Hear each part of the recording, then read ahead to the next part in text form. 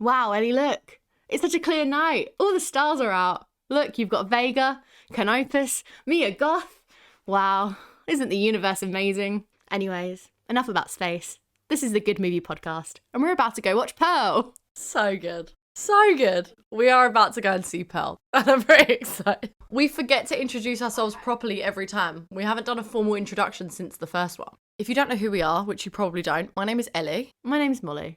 And this is the Good Movie Podcast, where we talk about good movies and we have a good time doing that thing. Yeah. That's all you need to know. We're going to go see Pearl. Pearl, if you're listening to this and thinking, Pearl, that came out 6 months ago, you're absolutely correct. Except if you live in the UK, it didn't. It came out 2 days ago, 3 days ago, on the 17th of March. Yeah. It's not going to be 2 days when you see this, though. It's going to be like a week. So, new for us, old news for you. But we thought we'd do it anyway, because it could be a good fun time. While the film's not new, our reactions are new. Oh, and wow. really isn't that's what you're here to listen to. Yep. That's why you click. That was poetic. I'm going to give you a bit of background about Pearl. Yeah. If you saw it when it came out and you're thinking, Pearl, oh, sounds kind of familiar, I'll read you the synopsis. Trapped on an isolated farm, Pearl must tend to her ailing father under the watch of her mother. Lusting for the glamorous life she's seen in the movies, Pearl's temptations and repressions collide. So it's a prequel to X, which came out last year. It's by Ty West, and we loved X. We really enjoyed X when we saw it. That was good. That was a fun time. I remember going into that being like, I've got no idea what to expect. Yeah. So I had slight background going into this, but still didn't know what to expect because it's a prequel. So it's a whole new story. Yeah, it's like a whole new thing, except it's just Mia Goth. More story on Mia Goth's character, which is very exciting. From this point on, there will be spoilers. We are going to go see it right now and then come back and let you know what we think. But so, I mean, I'm sure you've probably seen it. Like we said, it's been out for a while for most people. If you're in the UK, though, and you haven't seen it yet, go see it and then come back. You know the drill. We've done this a few times now. Before we go in, Ellie, give me just a quick, what are you thinking? Because of it being out for so long, there has been the odd clip or two on Twitter. Yeah. It was very memeable. But I genuinely have seen very little. I've just seen I'm a star! That's it. So I don't know. I'm looking forward to it. I don't know that it's going to be as horror-y. It is described it's described as a horror slasher. Okay. Horror slasher. Slash. Yeah, so but I'm expecting good things. What are you thinking? Give me quick thoughts. I'm really excited. I love Mia Goth. Yeah. So I'll watch anything she's in. I'm excited to see her in something quite new for me, considering what I've seen her in the past. So I'm very excited for a bit of a switch up in Mia Goth's. Well, you've seen X, though. You've seen her in X. Yeah, but she's not... It's still like... You didn't get a full film of her doing like she had other people going on. And it's still different. It's a different character. Yeah. So... Okay. Let's go see it. See you in a sec. Oh, and we're back. Oh. How was that for you? I thought that was a great movie. Great fitting for this podcast. It was a good movie. Very nice. I liked it. I think I liked X more. That's a good, yeah. But I did really, really like it. And I had a good time. I think there was a very... Okay, here's my initial thoughts. Here's what I'm still working on right now. X was very obviously a horror film. It was a slasher, like you said, an ensemble slasher. Whereas this was still horror, but in very subtle ways.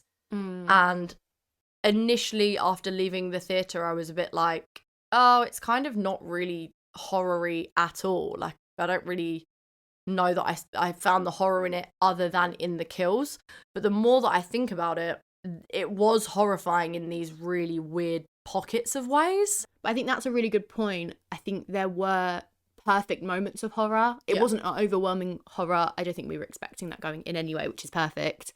It just had really good beats of it that felt really nicely placed. Mm-hmm. I was getting the tension, I was getting the excitement, and then we went into another cool scene. Yeah. Which just flowed nicely. Yeah. It hit all the marks for me. It did. It was really good. It had some really lovely cinematography, some really nice visuals, but we'll get into that. Let's crack on into the juicy bits, into the highlights. Give me a moment you thought, ooh. I'm going to start with something silly. And that is Mia Goth's dribble when she was sobbing over not getting the part. And when as she lifted up her head, she was she was just serving so many things, but she was serving snot everywhere. And I loved the commitment. And that's all I have to say on that. That segues nicely into my point, which was just Mia Goth, the entire movie.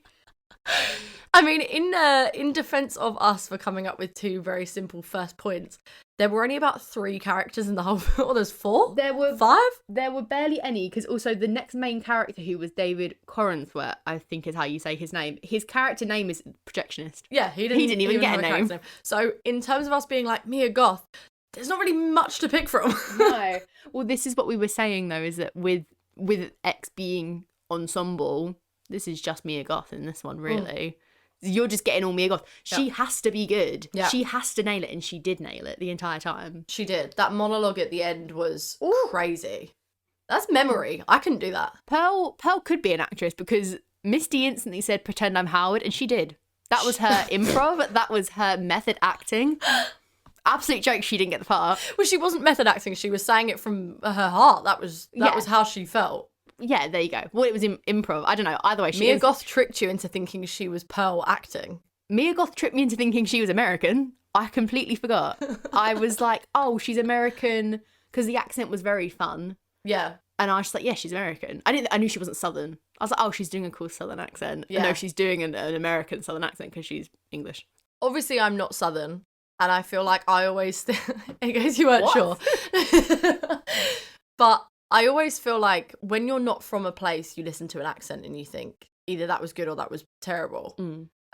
But obviously only the people that are from there are, I guess, the best people to gauge it. Yeah. I think she does a good Southern accent. If you are from the South, can you please tell us if it's a good accent? Because I thought it sounded quite good. I think she's got such like a unique voice. Yeah. I think it automatically just sounds very natural to her. It sounded, I didn't question it once. She was great. I do want to highlight, just kind of going back to when you just said about the projectionist, top 10 most romantic moments in film when he snipped that little bit of film. Oh, wow. It wasn't a horror at that moment to me. It was a romance. It was a rom-com. It was not a rom-com. It was romantic. It was very romantic. And then it got very not romantic very quickly. I think he's very romantic. We were saying as we came up, because he's from Hollywood, the show on Netflix, and you instantly said someone saw him in Hollywood and said get him in more 19. I feel like he's going to be, what's the word, typecast? Yeah. For the rest of his career, because he just looks like a classic Hollywood actor. That's okay, because there's not many of them who are like that, so he'll get them all, and I'm okay with that. He's not got maybe he has to some people. I don't think he's got an iPhone-looking face. An iPhone-looking face? Yeah. I don't know what that means.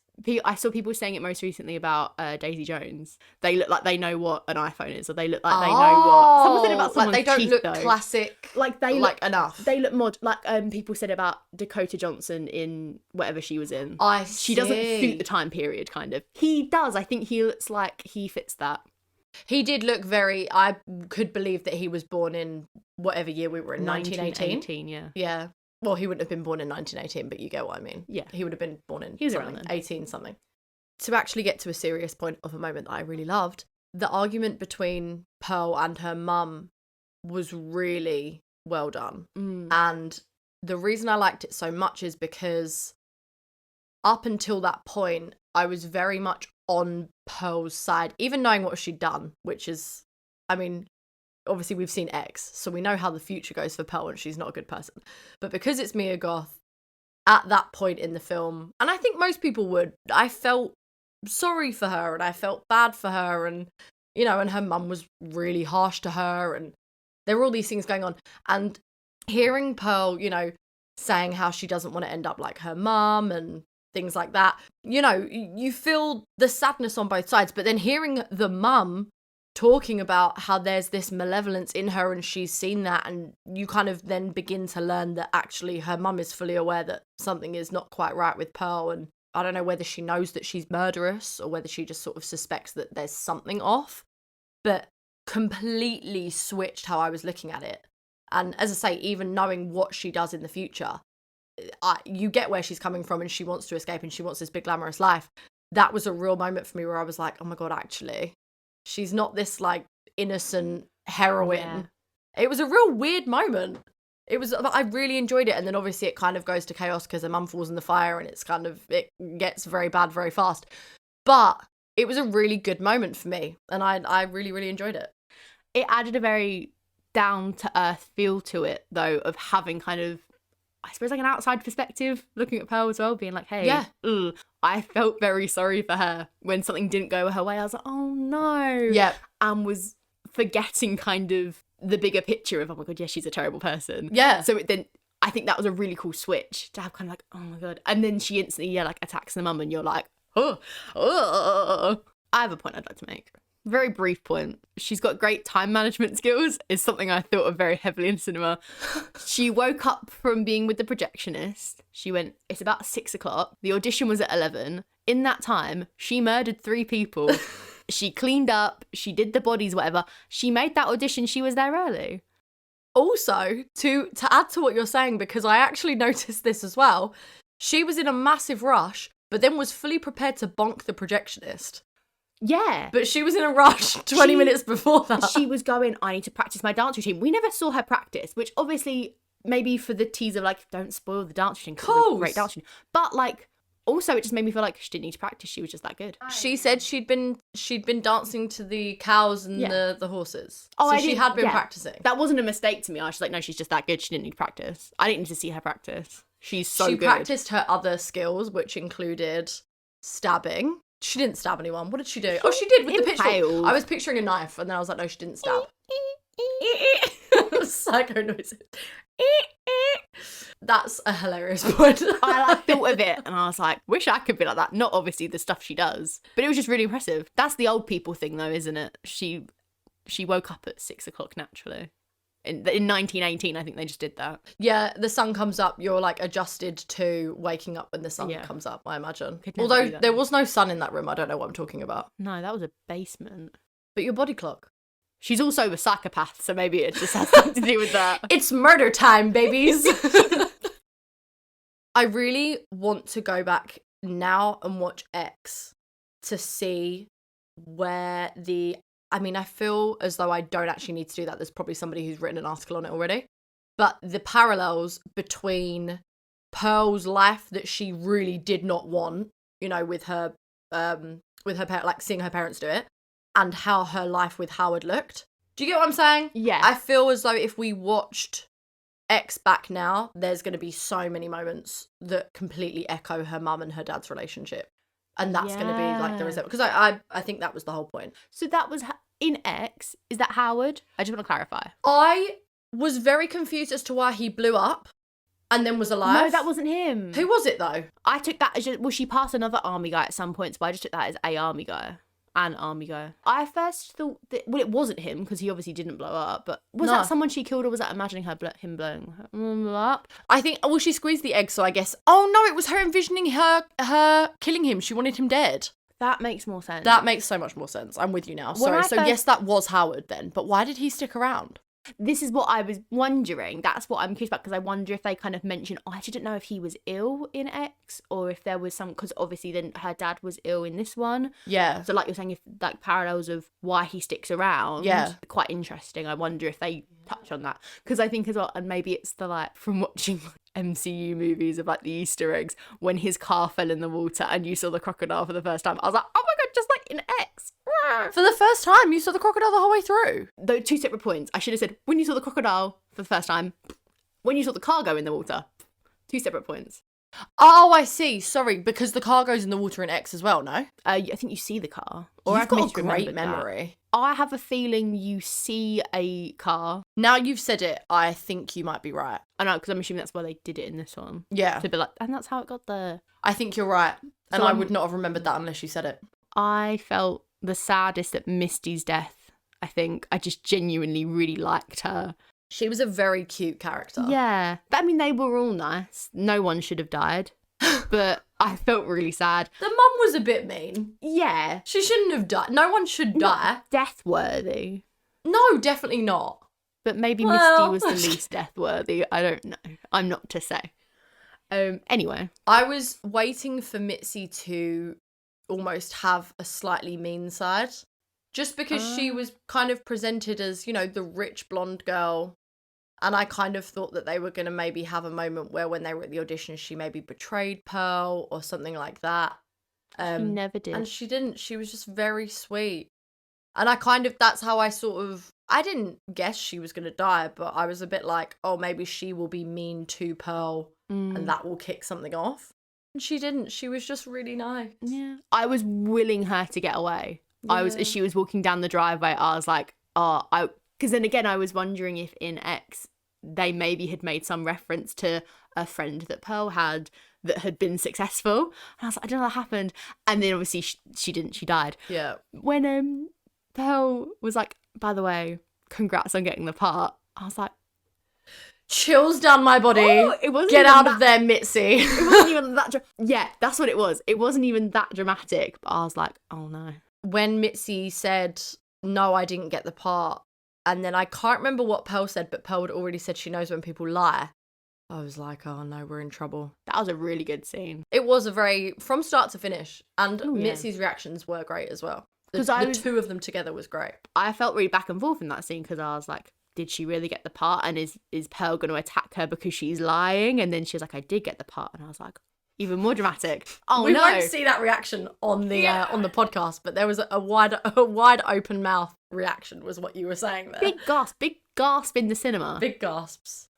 A couple of people chuckled at some point in the cinema, and I'm trying to remember what scene, because when you said, oh, I remember the bit.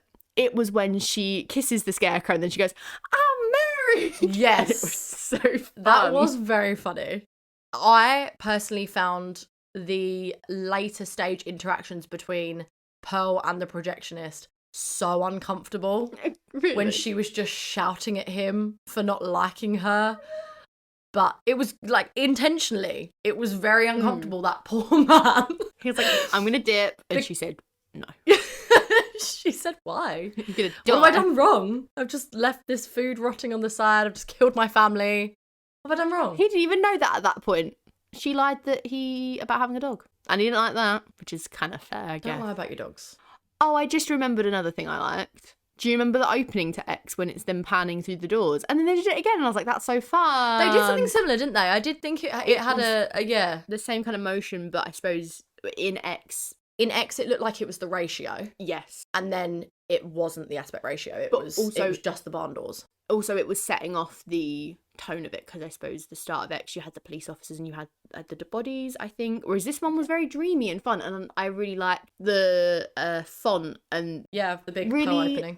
Yeah. And it seemed like it had a really small crew because the credits were tiny. I feel like the longest part of the credits was like the producers want to thank. But it was very... Yeah, the cast is tiny.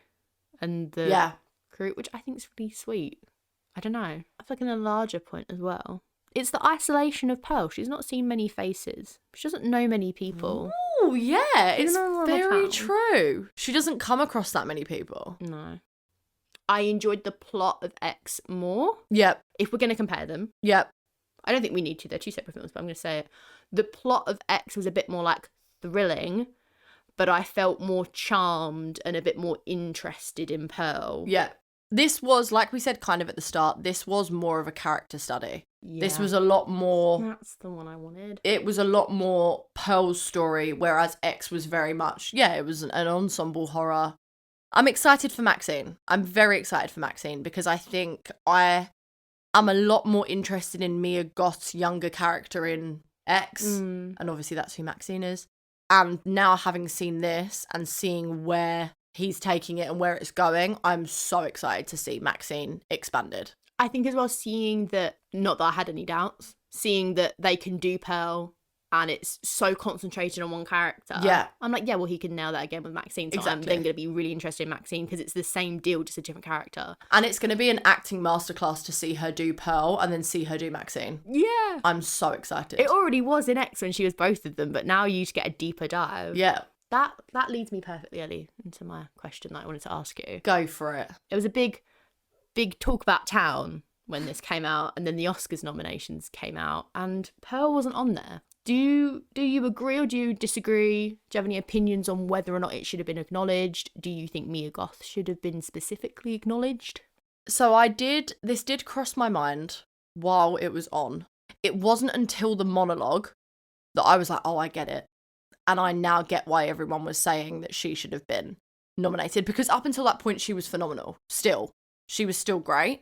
But it wasn't until that bit where you really saw the layers, more sinister parts of her coming out, that I then was thinking, no, this should have had some recognition.